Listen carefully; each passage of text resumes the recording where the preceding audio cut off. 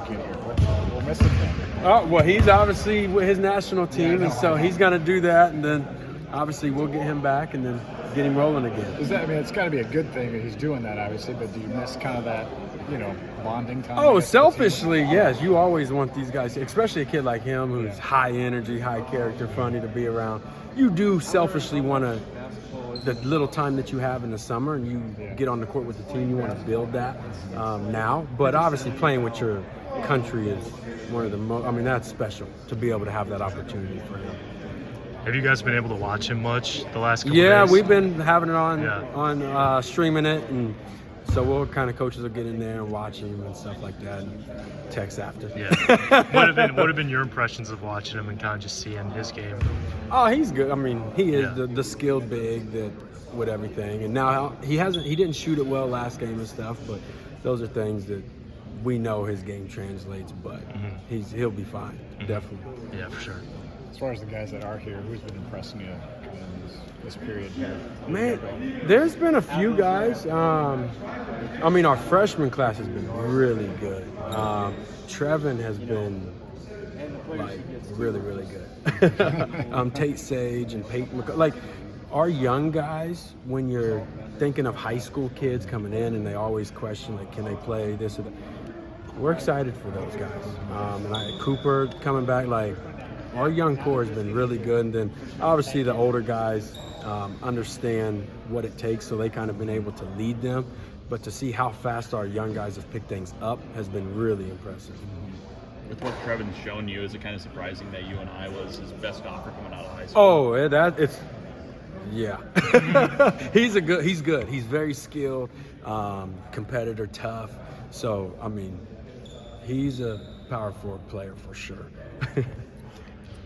Tavion, he did some practice today. What was going on with him? He's actually he's at a doctor's appointment, so he's getting checked out. I don't know the intel of it, but he's with our trainer and had an appointment set up. So, how long has Brendan been? He this week, maybe early last week a little bit, but this week he finally really started full go.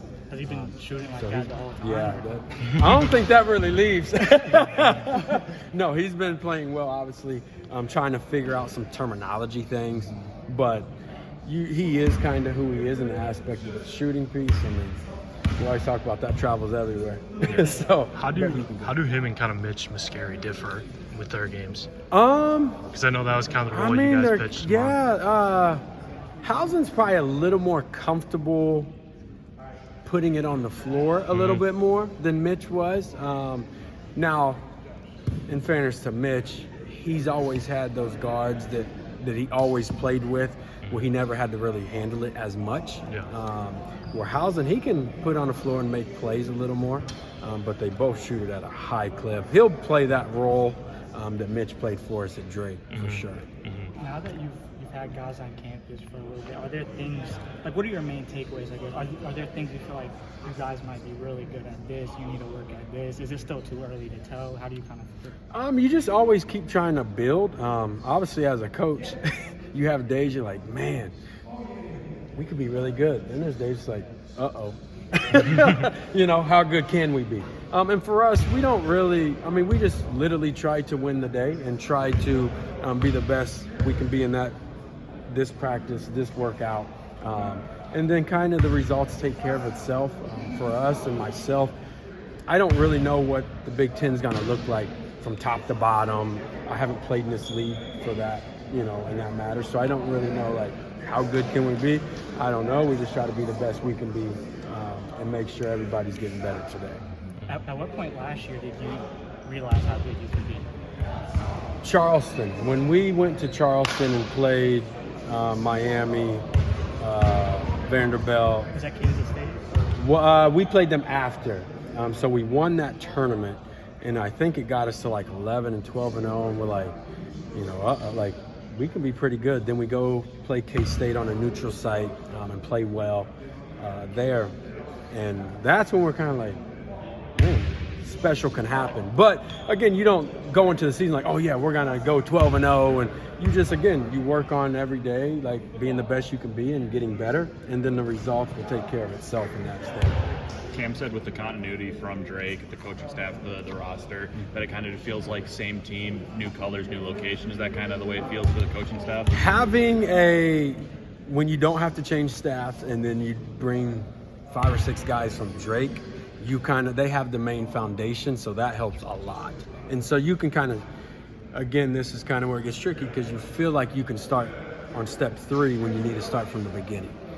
You need to start from the beginning, but having those returners and guys that's been with you, you can move a little faster, but we always start from the basic. So comparing it from where you guys started at Drake last year to where you were able to start this year, has it been like how much faster? It's kind of the same though, Okay. because we had 4 Northwest guys like Mitch and Dan and Bennett, Isaiah, Jackson. So they came with Coach Mack to Drake.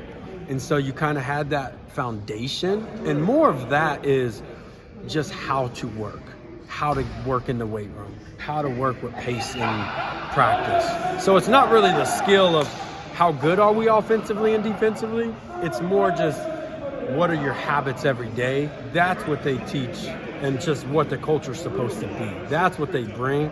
And obviously that's the hardest to coach and teach.